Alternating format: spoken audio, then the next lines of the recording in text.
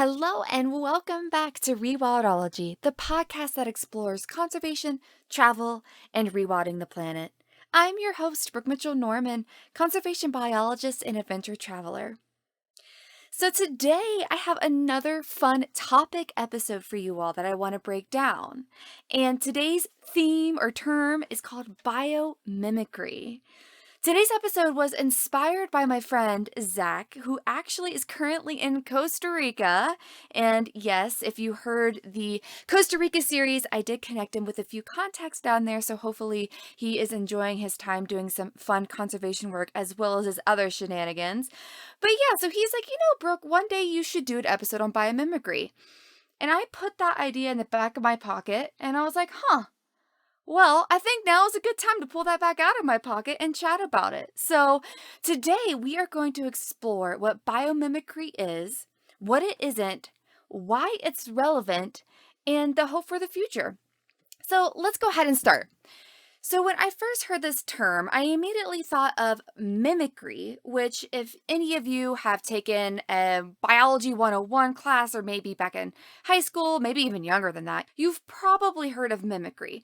So mimicry, defined by Britannica, is a phenomenon characterized by the superficial resemblance of two or more organisms that are not closely related taxonomically.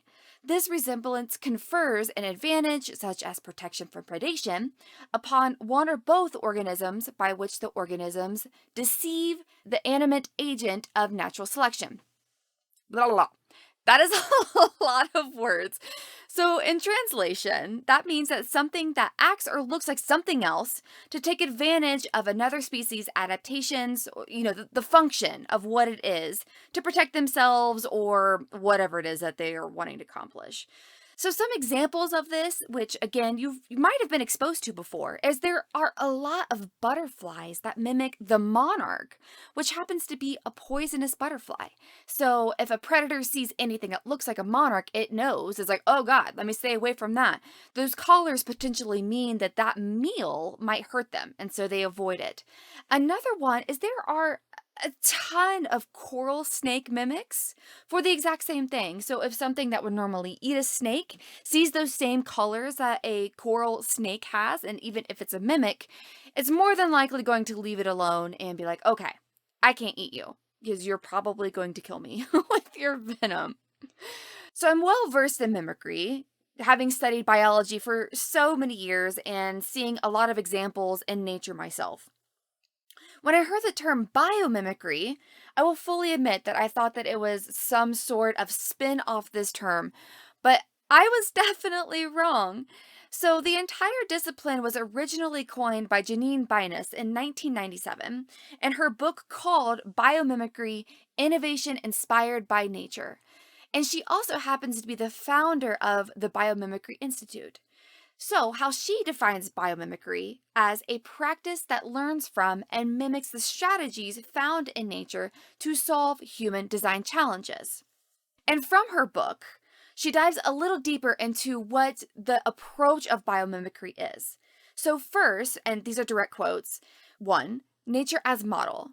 Biomimicry is a new science that studies nature's models and then imitates or takes inspiration from these designs and processes to solve human problems.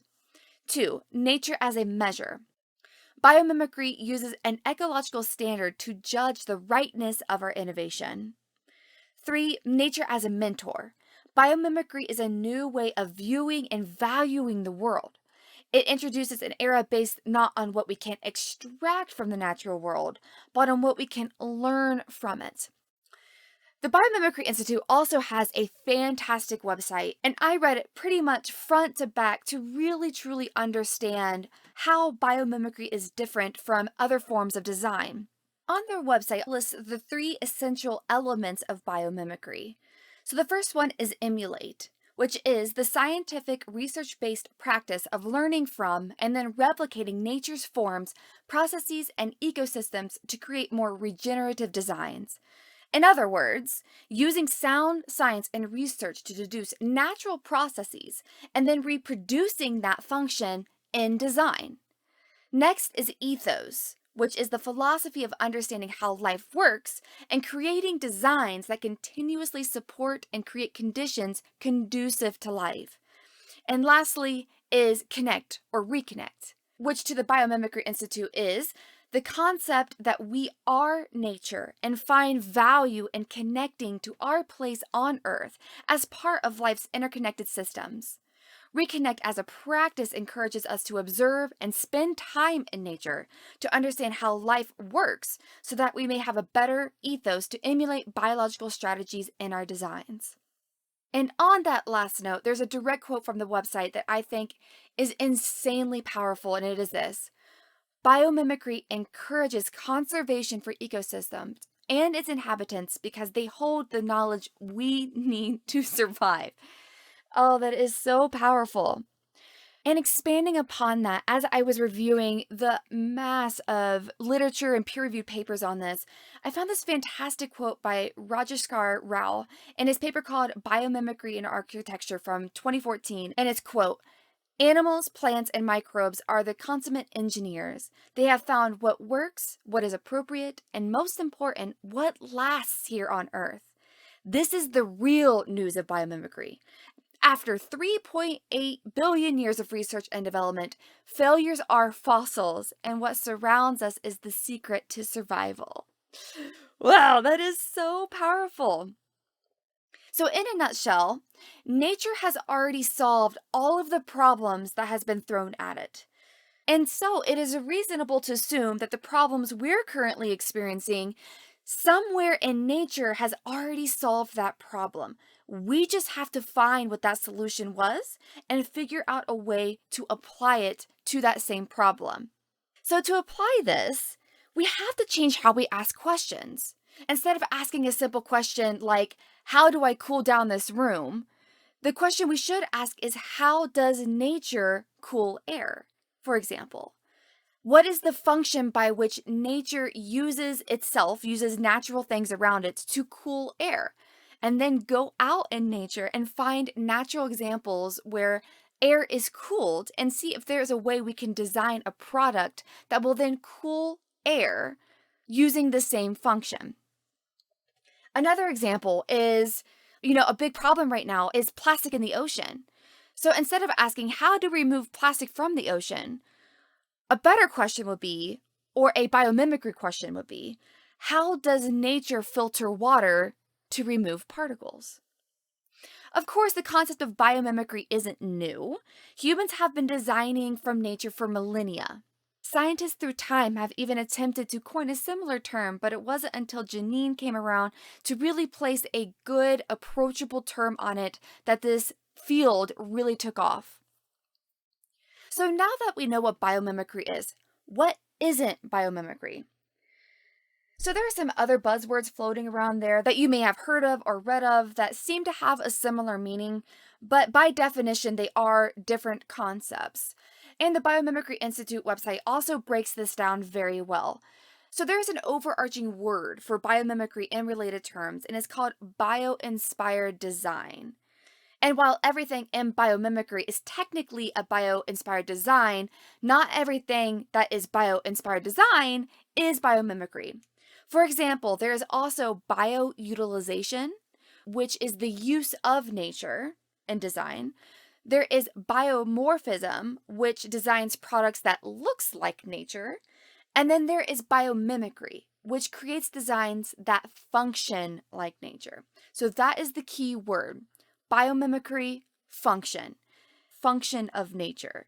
So that is the biggest takeaway from this episode, is how can we use functions of nature in design to answer our biggest questions.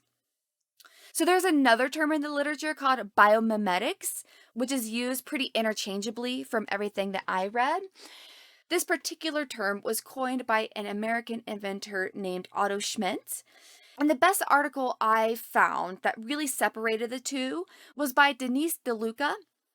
And to her, the purpose of biomimetics is to research nature to find new and radical ways to design technology that'll advance civilization for financial gain of some sort, while biomimicry is more about reconnecting with nature. So that seems to be the best difference that I have found everywhere that I looked. Because, like I said, in a lot of papers in the literature and peer review papers that I read, they were used almost interchangeably. But biomimicry is by far the more popular term. So, in summary of all of this, biomimicry is all about reconnecting with nature, researching how it functions, and applying it to design. So, now that we know what biomimicry is and what it isn't, what are some real life examples of how this has been applied? So, if we go back to the Roger Scars-Rowe's paper, Biomimicry in Architecture, he describes this amazing gherkin tower that was designed off of the Venus flower basket sponge. And this sponge happens to live in high water current areas, and its hexagonal skeleton is insanely resilient. And so the engineers and designers of the gherkin tower use the same skeleton structure to create the outside of the tower. It looks really cool. It does look exactly like the sponge, essentially. And of course, and all of these examples that I'm listing, I have direct links in the show notes that you can go look at these as well. I'm going to do my best to describe them. I'm currently looking at them at my computer screen, but unfortunately, since you're not here with me, you can't see what I'm looking at. So I'm going to try my best to describe what these look like. So the Biomimicry Institute website also has an amazing number of examples from designers all around the world that have used different functions of nature to meet different design issues. Next, I would love to share this example from termite mounds. I'm sure that you've seen a termite mound, even if you have not been to Africa or Asia or other places that have natural termite mounds. I'm sure that you have seen them on a nature documentary, of the Serengeti or different places in the bush. And, they are these big, massive, sometimes multiple feet tall, like way taller than me, structures that are built from these little termites that can house up 1 million termites. And researchers have been studying these things because they really are a design marvel. And it turns out that they function similarly to our lungs for gas exchange. So termite mounds work by external solar heat creating air currents within the mound due to temperature differences between the inside and outside. So if you think about a termite mound and it has all of these tunnels going through it that aren't random, they are designed very purposefully by these termites. So the cool air inside is essentially moved through by the air currents on the outside as the structure is heated up. So it has a high thermal mass, the outside is warmed, and then it pretty much sucks up, fans out the cool air upwards, and ventilates the entire termite mound. Obviously, this is a fantastic ventilation system. And what's really cool is termite mounds were used as the design inspiration for the Eastgate Center in Harare, Zimbabwe. When Mick Pierce was asked to design the Eastgate Center, he was also told that he was not allowed to use an AC ventilation system. So to come up with a solution, he went to nature, and that is when he found the design of termite mounds and their perfect passive ventilation and air cooling.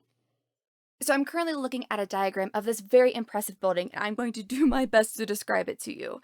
So on the outside, there are concrete blocks with a very high thermal mass, which helps absorb the heat during the day as temperatures skyrocket, as it pretty much always does year-round in Harare. It also has small windows to minimize heat loss and gain. There are vegetation on the outside too, which also helps with sunlight absorption and reflection. There are fans at the bottom of the building that circulate cool air from the ground upwards, pushing the hot air up, and then is released through chimneys up at the very, very top of the building. This building is so efficient that it uses 35% less energy than similar buildings in the same city, which is impressive. And it is all with passive ventilation, with the exception of the fans that turn on during particular times of the day to help with that air circulation. So next, let's turn to fashion. As we all know, fast fashion is the devil. And that we all should be avoiding fast fashion as much as possible. And just to remind you of some of the disgusting statistics. So the textile market around the world produces 1.2 billion tons of CO2 per year and uses dyes that are responsible for 20% of the global wastewater. The industry also depends on petroleum-based synthetic fibers that account for 35% of global microplastic pollution. Everybody go to your secondhand store. Well, actually, wait till you hear about this company that I'm getting ready to tell you about. The Discosoma mushroom anemones make proteins that create vivid colors when exposed to sunlight. And this really cool biotech fashion startup called Wearwool uses the protein that is found in this anemone to create biodegradable, sustainable clothing. And how they do this is they take the DNA from the coral. Don't worry, no corals are actually harmed in this process at all.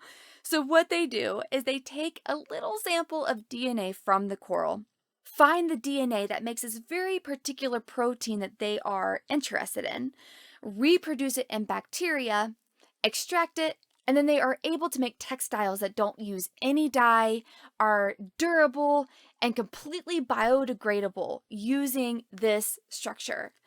And let me tell you, these colors are amazing. Like they're bright, fluorescent, beautiful colors, and they're completely dye-free. All they do is absorb plain old sunlight. And since proteins are limitless in nature and come from all different sorts of sources in nature, they hope to revolutionize the fashion industry and to make it clean all the way around. These proteins do not use 1 ounce of dye. All they need is just plain old sunlight. So let's switch to agriculture. I'm sure that everyone listening has had that really bumming out moment when you pull open your veggie drawer or your fruit drawer or something else and you see that fungus is growing all over it. You see the spores everywhere, it's nice and fuzzy, and you're like, damn it! And you have to throw it away, and it's just wasted food. So it turns out that 25% of fruits and vegetables produced are lost or wasted because of this fungal spoilage. And unless you get directly from a farm or some organic source, which are usually really expensive, a lot of companies are forced to use some sort of synthetic fungicide to prevent spoilage, which can be both seriously harmful to the environment and our own bodies. Additionally, fungi, normally through natural evolution, develops resistance to these fungicides, making them ineffective over time, which then they have to produce stronger fungicides, and then the cycle continues on and on and on and gets more and more environmentally unsustainable. However, oregano, yes, the herb, and many other plants have natural fungicides that protect it from fungal attacks. So this really cool company called Nanomic Biotechnology was inspired by oregano's natural defenses and created a natural fungicide that is safe for use on our food, in the field, and after harvest. Other companies are also using a similar natural antifungal chemical as a preservative alternative. So after listening to what biomimicry is and some pretty ingenious examples, I would love to take this back full circle because I'm a big picture person. Why should we care about this, and why should we care about continuing and expanding biomimicry? And doing research for this episode, I came across the best explanation for our separation from nature I have ever read. And it's in a paper by D.C. Wald called Bionics versus Biomimicry, From Control of Nature to Sustainable Participation in Nature. And the book called Design in Nature 3, Comparing Design in Nature with Science and Engineering. Okay, now that I have the proper citation out of the way, let me just read you this opening introduction. And it's a little long, but please just stay with me. You'll understand why this is so important. Quote, 500 years ago, Leonardo da Vinci warned, "Those who take for their standard any one but nature, the mistress of all masters, weary themselves in vain." Did Da Vinci foresee that the scientific revolution would set humanity on a path predominantly driven by the aim to increase our ability to predict, control, and manipulate nature rather than to learn from and integrate into nature? Galileo Galilei called for a focus on the measurable, quantitative aspects of nature and regarded qualitative aspects to be of secondary importance. Francis Bacon described the vision of humanity as master of nature.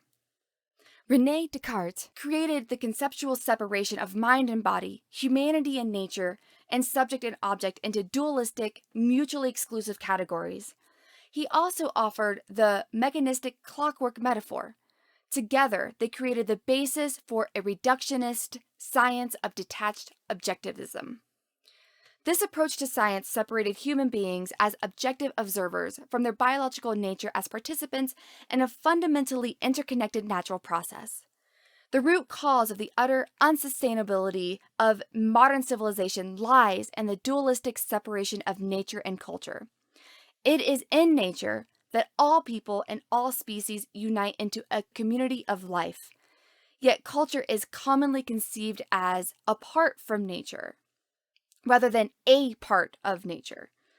Since the Industrial Revolution, reductionist science has enabled us to design a whole host of powerfully manipulative technologies which have transformed the planet. Wow. As a scientist, I've honestly wondered why our view of nature has come to be.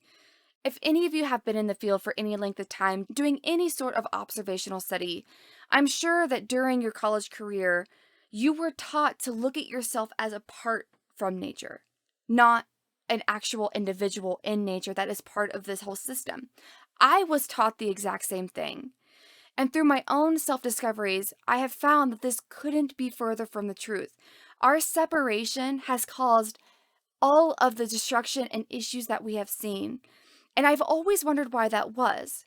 And it wasn't until I read these 3 simple paragraphs by D.C. Wall that it finally clicked for me.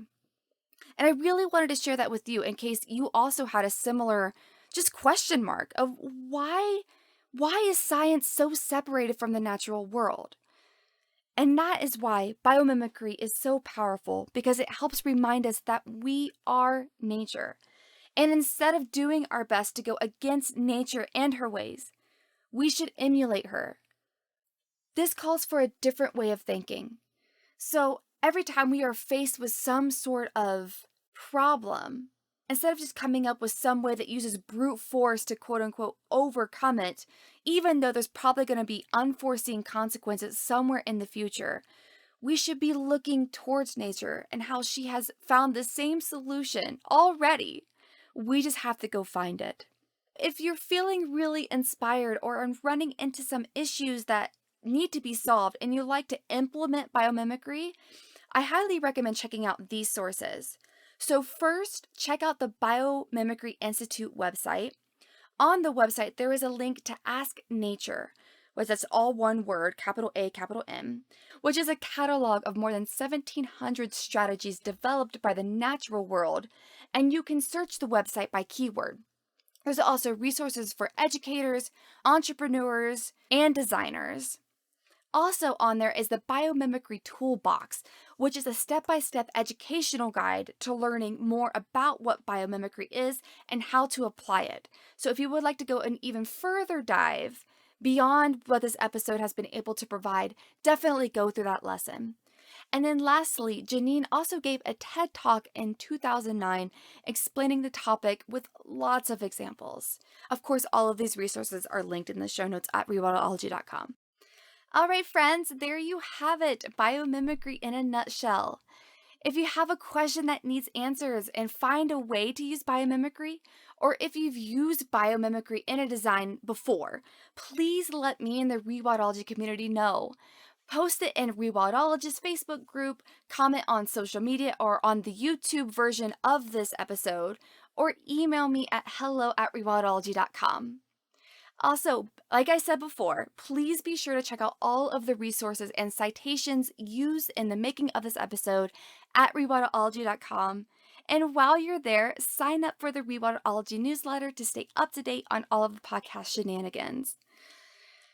All right, friends, thanks again for your time and for listening to this episode on biomimicry. Hey, thanks again for listening to this episode of Rewildology. If you like what you heard, hit that subscribe button to never miss a future episode. Do you have a cool environmental organization, travel story, or research that you'd like to share? Let me know at rewildology.com. Until next time, friends, together we will rewild the planet.